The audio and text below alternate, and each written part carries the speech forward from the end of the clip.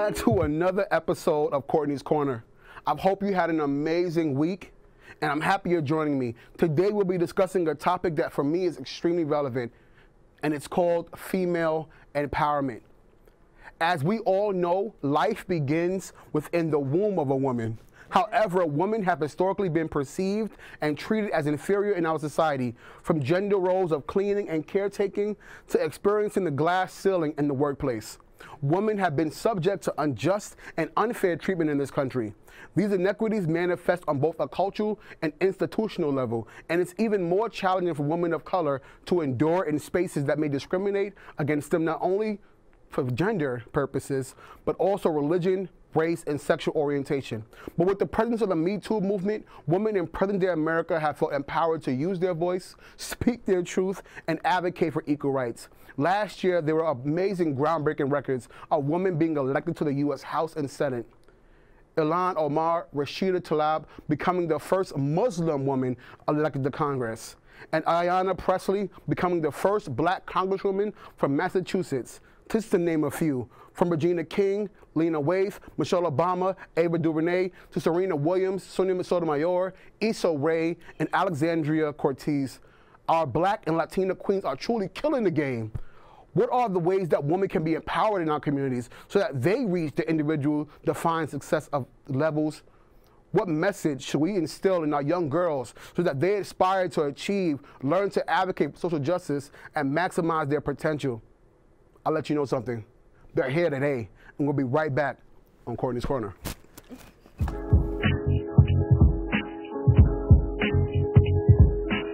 Thank you for joining us back.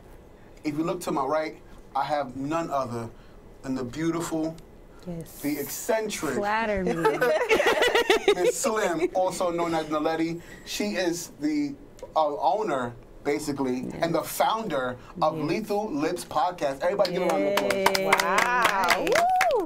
So, please tell the viewers a little about yourself. Okay, so real name Naledi, aka Slim. I am the creator of Lethal Lips Podcast, and that is a podcast that came about with me trying to have a voice for black women.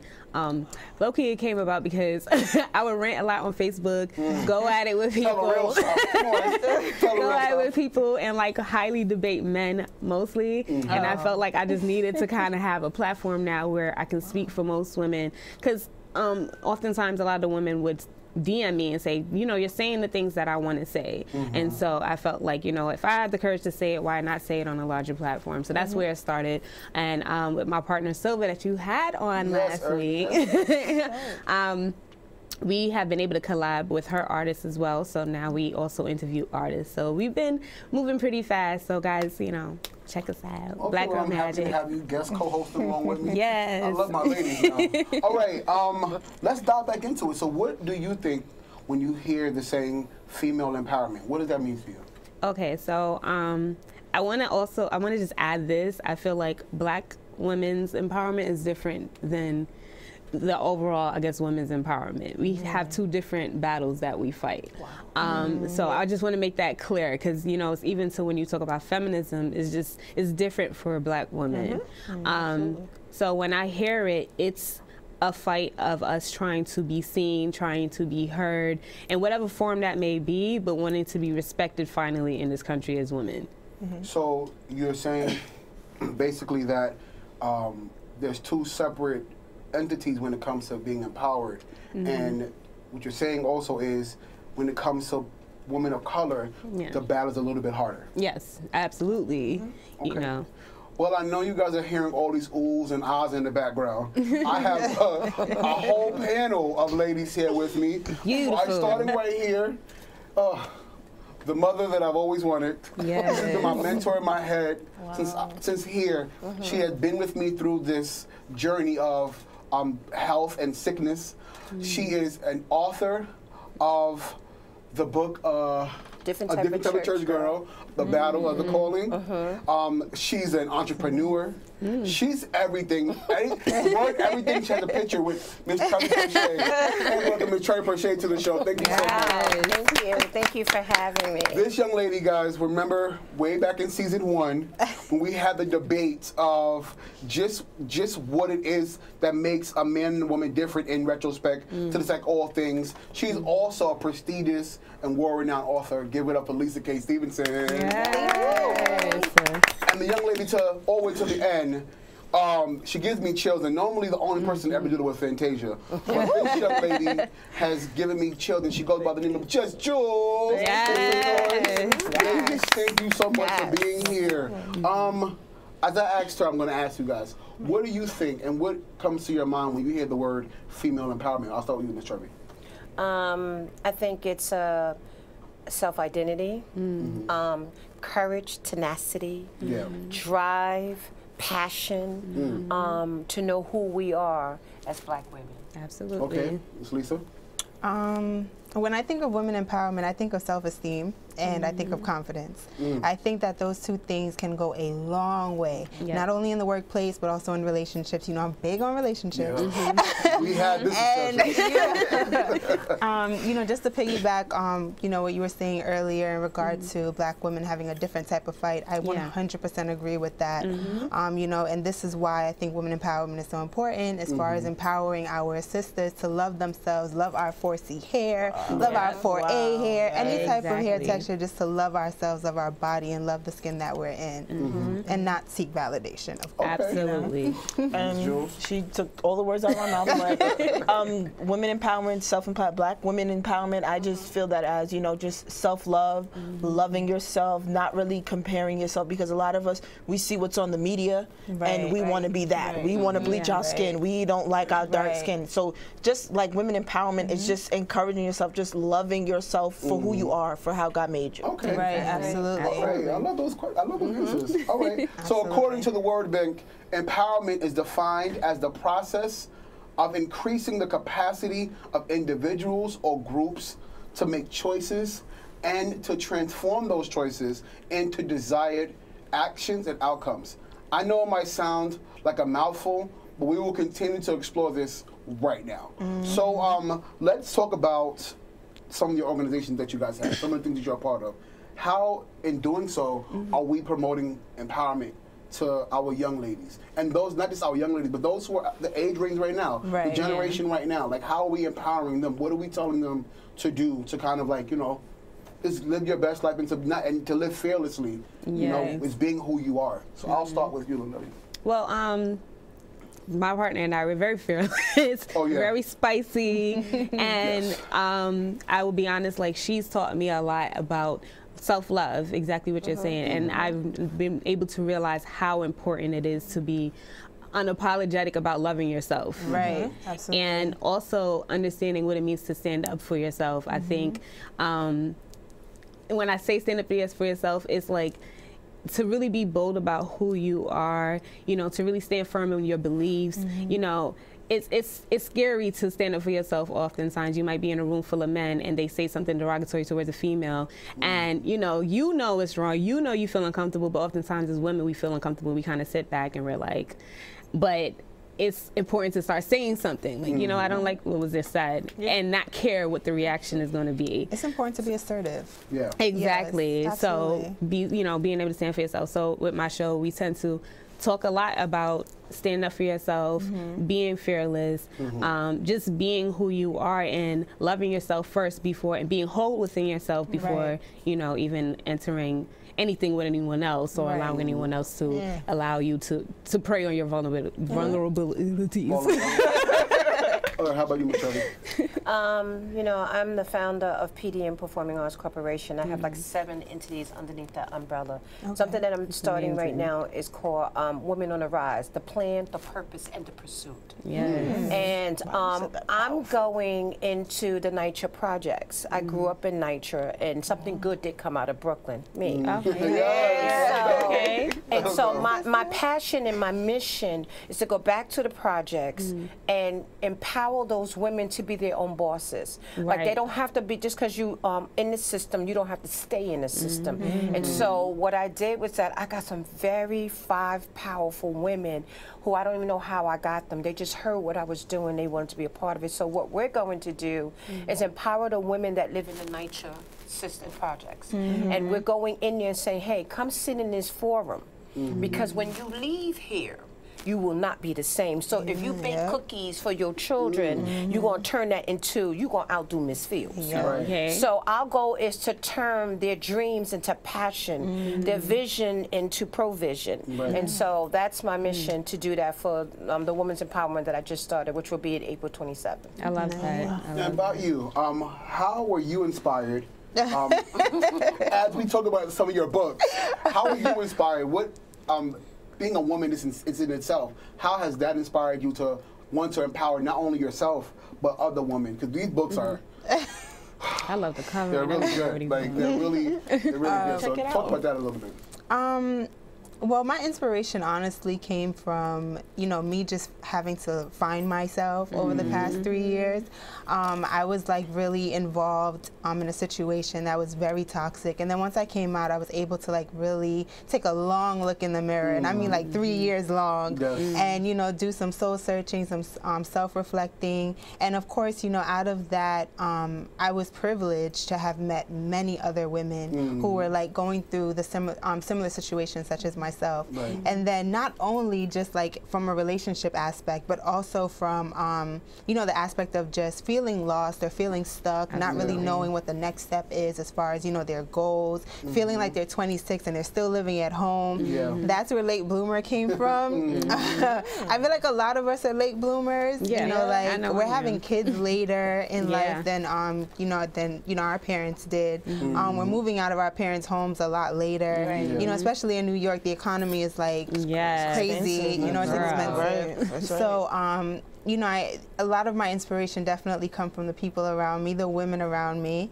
And of course, you know, out of that came the nonprofit organization that I founded, Tayota Musai.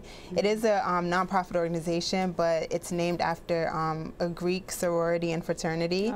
So within it, you know, we're hoping to start in the high schools. You know, we want to start speaking to men and women in high schools and pretty much let them know the importance of getting a college education, being entrepreneurs, and know that, you know, just because you want to be an entrepreneur doesn't mean that you can't have a 9 to 5, but you still want to make sure that when you leave that 9 to 5, you're still doing what you're passionate about, and you're not becoming lackadaisical, which I know is not the easiest thing, because I do it. I'm like tired sometimes, but the one thing that gets me out of bed is knowing that, okay, I have a million things to do, but I'm doing it for me. You know, so that's pretty much where we're starting. Dark-skinned for a black girl, right? Or no, that must be pretty for a black for a dark girl. So how has that song in itself, because it's the words through the song is powerful, right? So how has that helped empower you and those who have heard it? Have you heard anything? Feedback. Yes. I get DMs. I get, like, you know, Instagram videos. People tagging me like, "Oh my gosh, Jewel, I've always wanted to say that. Like, I'm sick of people saying that," and they agree with me, and they're like, "You're right. It's our people that are saying that," because in the song I speak about it's black people. Any other race has never said, "Oh my gosh, Joe, you're so pretty for dark." It's our people saying that. Or they would see when my hair is straightened or my hair is curly, "Oh wow, what do you mix with?" Nothing. I'm just black, you know. And I just wanted to come out with something that we can relate to. You know, I could have did a book about it, like writing. I don't know. I could have did, you know, I could have did everything. But I was like, you know what? Let me come up with a song. And with that song, the words are powerful. It's catchy, and the song is just really about. And music speaks. Exactly. I really just wanted to put something out that so many women can relate to. And what I plan to do, what I've always wanted to do was, you know, go into like the prisons or go into schools. Eventually I want to open up, I'm going to say I am. I am going to open up my I'm going to open up my own center for young women, for black women, for anybody. But it's just about you know, loving yourself, saying certain things in the mirror every day, like I'm beautiful, I'm smart, you know, just stuff like that. Because I have so many friends that go through so many different stuff, and I'm just like, don't worry about that. Like you're beautiful. God made you that way. You're fine. You know. And as soon as we realize, like Nelly said, as soon as we realize that, you know, we love ourselves, then we can begin to love other people. That's true. Well, I'm going to speak this into existence. Yes. We'll be right back. I'm Courtney.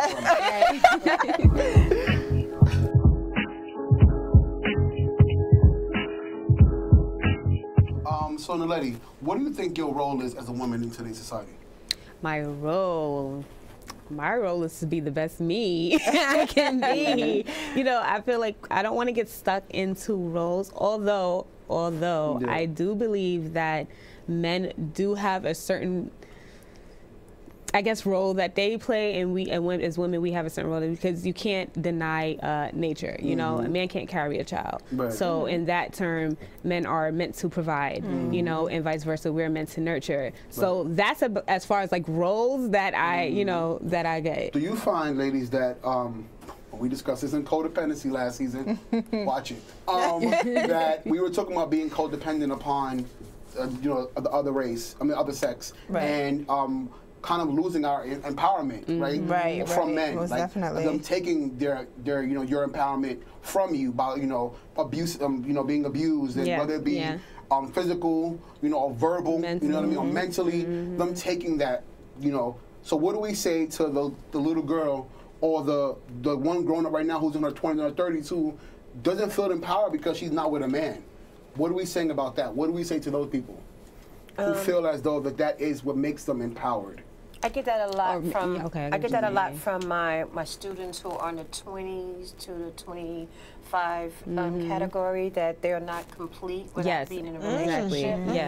And they want to jump into what they see as the American dream, husband, child. And I said to one, I was just about to say that. And I said to one, but where is your identity that you bring into the table? Because you already know what you expect from him to provide, but where's your provision for you?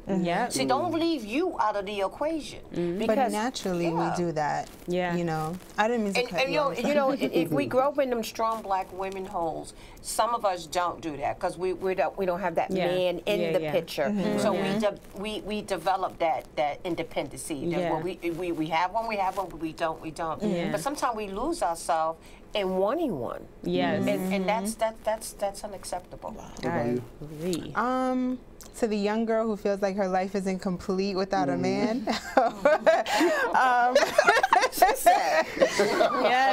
Well, Beyonce said, before you can become someone's wife, you have to have your own life. All right? Absolutely. So, Beyonce, please watch this. All right. Now, that is a message, you know, I would just like to preach across the board. You know, and not only do I just want to tell someone, hey, you have to have your own sense of independence, you have to have your own life. I want to provide them with the tools in order for them to reach that goal. And that's what we're doing with the nonprofit organization. Like, you know, to this young girl who feels like her life is incomplete without a man, come join us, come sit with us, come learn something. You know, come learn why it's important for you to have a college education, and not only why it's important, why we're going to help you get through college. You know, like, get involved with the community, get involved with your sisters, you know, just pretty much put yourself in a position where you're not really thinking about that. I feel like if women are thinking about that, they're not occupied. Their minds are not occupied enough. It's like, maybe it's just school, social media, whatever. Like, they're probably not as, you know, active in the communities as they probably should be. So, you know, I would just try my best to invite them out to be as social and as active as possible. Show them another way. Show them other options. Okay, well, something you said that has been sitting in my head is the differences between women of color and Caucasian women, basically. And you were saying, like, the empowerment is different. Can you guys just kind of dive into that a little bit? Only because as a man, I'm like, I don't really kind of see the differences. Especially when it comes now, like, to this Me Too movement. I feel like, for me, I thought there was a time and place where all women united. You know, outside of color. So can you kind of break down, you guys can all get a turn to do this, just break down the differences, because I honestly don't know. Right. You know, and I would love to be educated about this. Our individual struggles. Right. So what Silver and I, you know, on my show, what we speak about a lot is Black women not being heard, right? So if there's a rape, or how many Black young girls have been going missing over the past couple of years, you know what I'm saying? And you don't even see it on the news. Yep. Yeah. So, you know, if something happens to a white woman, though, automatically she gets the situation resolved somehow. So you see a lot of white women tending to bandwagon our issues, but then we still get lost behind the bandwagon, and because now it's no longer about us again. Right. So ultimately what it is that we're not being heard enough, and not only that, we're not being protected by our own men. I'm just going to call it what it is. Say it We're not being protected by our It can own be the truth men. in some cases. Yeah. We're not going to dog all men. I'm not. We're not going to dog all men. It's not even about me. That's a whole other topic for a whole other episode. It is. But I agree. Yeah. In part, I do agree. And I feel like as men, one of our jobs, instead of being the provider, is to be able to support our women, regardless of whatever, but to be able to uplift, and you know, and not just with financially, but you know, mentally and emotionally, you know, and you know, keeping them up in prayer. Keeping them up prayer. You know, I'm a praying man. Can you just answer that question as well as to, you know, the differences between the empowerment? Can you speak on that a bit, just from what you had to go through? I think that, like right now, I'm in investment banking, right? So I watch a lot of interns come in. I don't see my kind. The first reason why I don't, because they don't either go to college or they don't get involved in the programs. And it bothers me because I found out this organization is in the high schools now, so they're recruiting. So I did meet one sister. She's a freshman in high school. This was her 3rd time with the company. Her family had taught her the value of education because they themselves went to college. But what about that girl that didn't have that? You know, but you know, there are some out there that are not that are Black, and they are getting in, but the numbers are very little. And it bothers me. So when I go into the community and I say, hey, this company is hiring your school, like, what are you doing about that? Oh, I don't feel like doing that. We have a very lazy generation mentally. They're lazy mentally, and if they can't jumpstart their mind, they can't jumpstart their dreams. And that's where we come in the community to try. We can't reach them all. We can't. Because I've had some that I had to release because I can't fight what don't want to be rescued. You want to drown, I'm throwing you a lifeguard in, just turning the other way because you don't want to be rescued. But there are those that do want to be rescued. So we have good stories and bad, but the other race, they're out there, they're getting that degree, they're going to college, they're getting those jobs. You know, I think it's because they've been groomed to do so. That's really what it is. Absolutely. You Because I feel do like what a you're lot taught. of it, right, and I feel like, thinking about being taught, I feel like a lot of it starts at home. Exactly. How you're raised, you know what I'm saying? And I feel like a lot of our women are, you know, are being brought up in broken homes. You don't have a dad at home. You know what I mean? Your mom is probably, and your mom is your sister. Your mom is your sister. And your best friend. And your best friend instead of playing mom. Right. So when you're out on these streets now, you don't know what it is to have that figure in your life. You know what I mean? So how can you be empowered when you don't know what it means to be empowered? You know what I'm saying? And then we sometimes get lost when we can't say for, well, how do you know what she's been through? Then maybe she's looking for somebody to say. You know what I'm saying? So, Ms. Jewel, what has being a woman, how has that impacted your life? And what things have you been able to do just by being a beautiful Black woman? Just by being a beautiful, well, I was able to make a song. Yes. About being a beautiful Black woman. But also with that being said, I also professionally play the drums. So with me playing drums, there's also been women like reaching out to me like, oh my gosh, that's so dope. Like, you know, musician, you know, in church, everybody's a guy. So, you know, it's really hard to find like women musicians. So being a woman playing the drums, I also do stand-up comedy. Like it's like a whole bunch of things that being a woman that I feel is dope. A dark-skinned woman, even doper. Even though society bleaching skin and all of this other stuff, the fact that I'm dark-skinned, I love it. I love the skin I'm in. I say that in my song. I really mean that. I love the skin I'm in. I'm, you know, I'm 100% secure, you know, with myself, and I just want. You know, I just want to help. Just want to help anybody that's feeling like, you know, like, oh, I'm not beautiful enough, or oh, I'm too dark, or, you know, I just really just want to be like the mouthpiece to just help women. That's really what I want to do. And then what can we do to kind of just make this continue raising this awareness? Because I feel like in some instances it's lost. And I love what you guys said about the differences. You know what I mean? And being a woman, but then being a black woman. You know what I mean? Because there are struggles, and I feel like it happens on both ends for black men and black women. I feel like just the culture in itself is a struggle. You know what I mean? But we're survivors. That's right. And we've come a long way. And no matter what gender role we are, we can do whatever we put our mind to. Absolutely. And our ancestors start proving that from years ago. But it's time for us to pave that way. Right. You know what I mean? Right. So before we get up out of here, what piece of advice can you give to struggling girls right now? Like, what can we say? I'm gonna give everybody a turn to just answer the question. Okay. Go ahead. Oh, okay.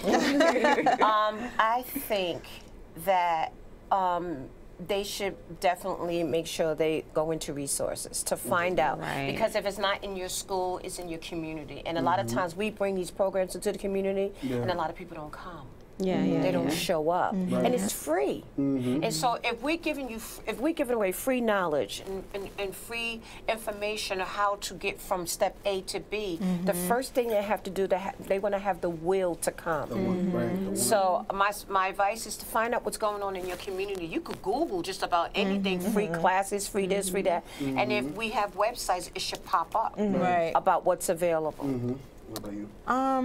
Me personally, I like to know target audiences. So like I'm really big on that. I need to know what I'm dealing with.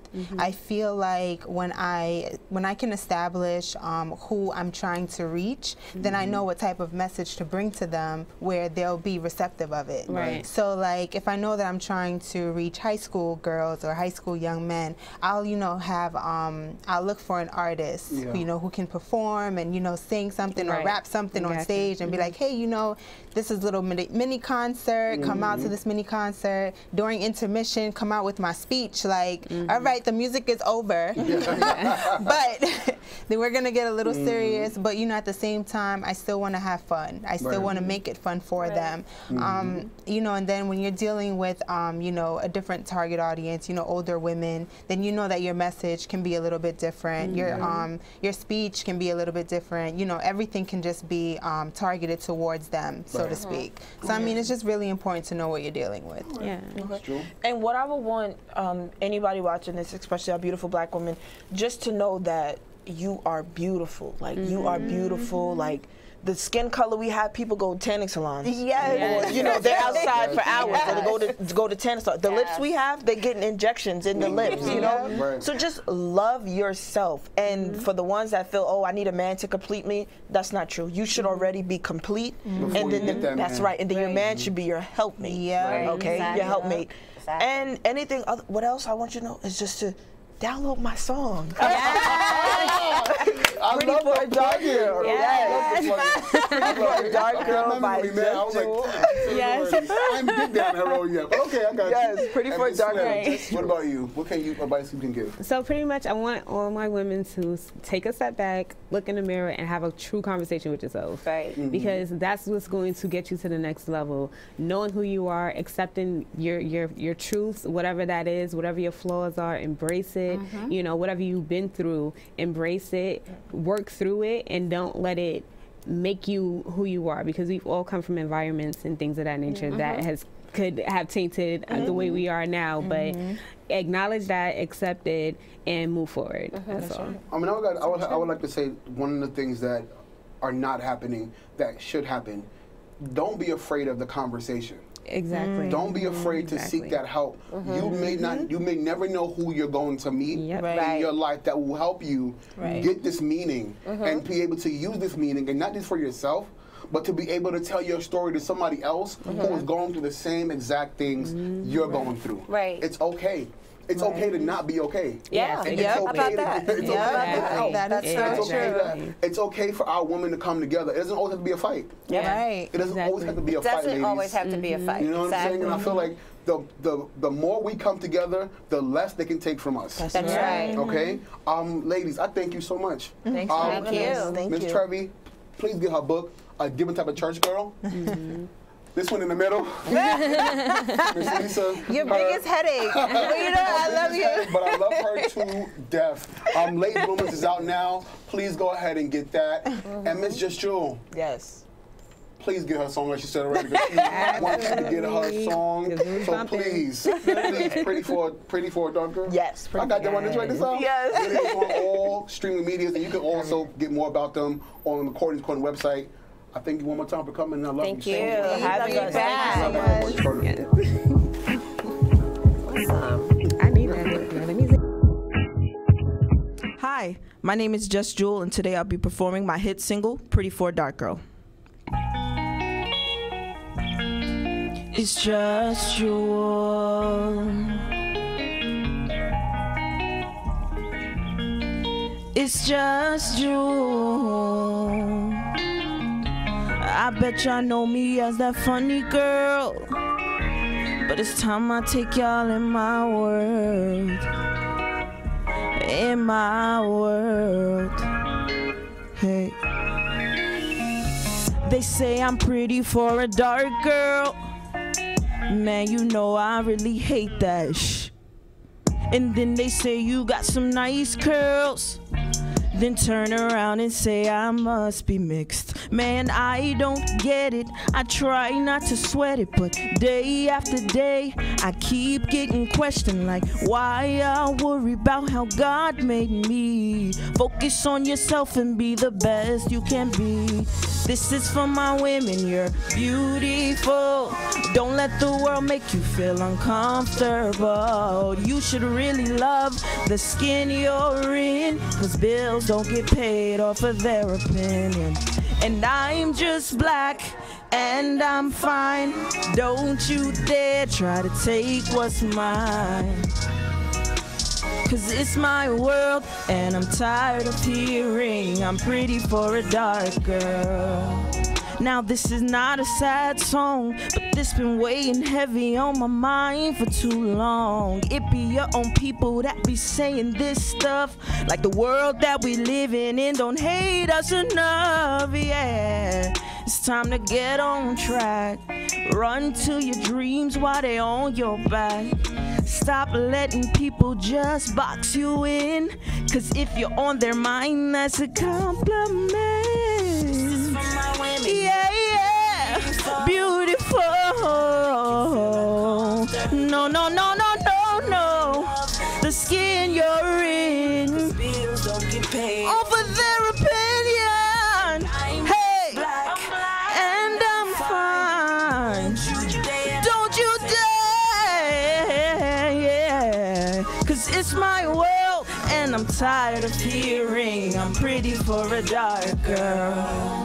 Whoa, I'm tired of hearing pretty for a dark girl. Man, give me my credit. Give me my credit. I'm just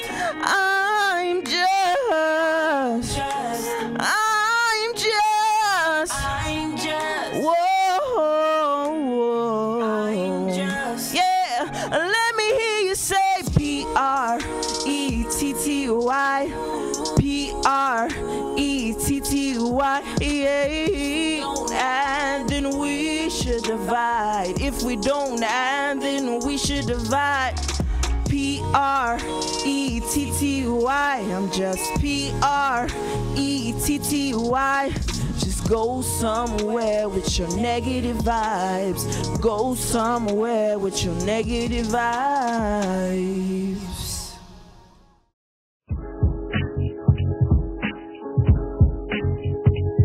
Listen, I have been extremely excited waiting for you to perform this. So even before, like we were talking about like this, about your journey and about this song, the passion behind your voice is amazing. Now, one thing that I wanted to ask you is the name of the song that I may have forgotten to ask about before.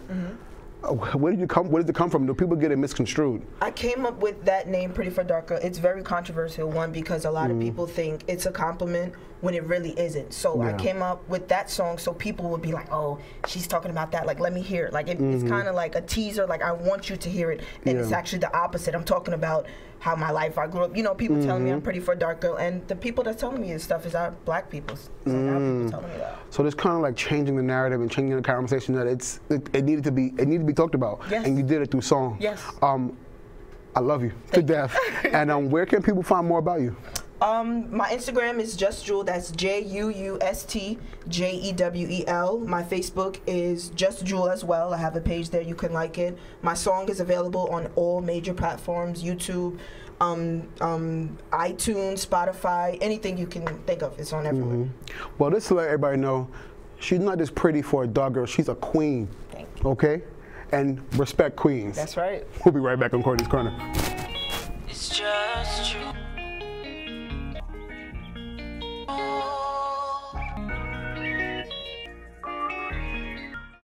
Today we explore the meaning of female empowerment and how women influence our daily lives. We learned about the impactful experiences of our guests and engaged deeply in the conversation of continuing the fight for activism in the United States. We were able to discuss the ways in which women of color may face inequity as they work through their daily consciousness. I would like to leave you with this quote from Chimamanda Adichie. She's the author of the award-winning and best-selling novels on topics of feminism and race, just to name a few.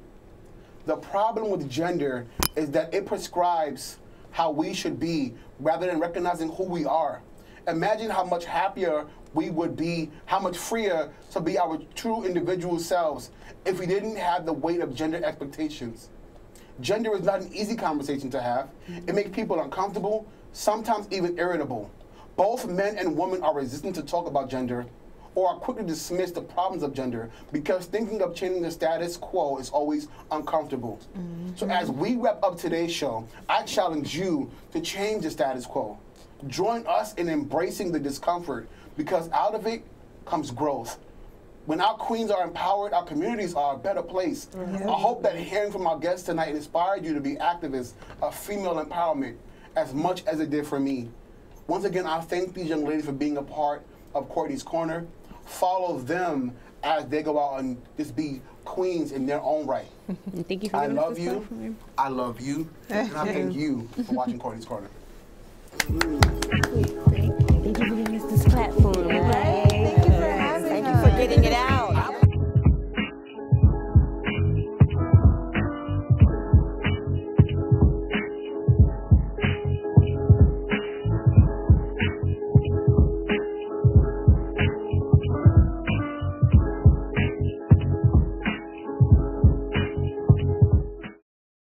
Thank you so much for watching Courtney's Corner. Please subscribe, like, comment, share, Yes. critique. We love you. And Yes. thank you for watching us.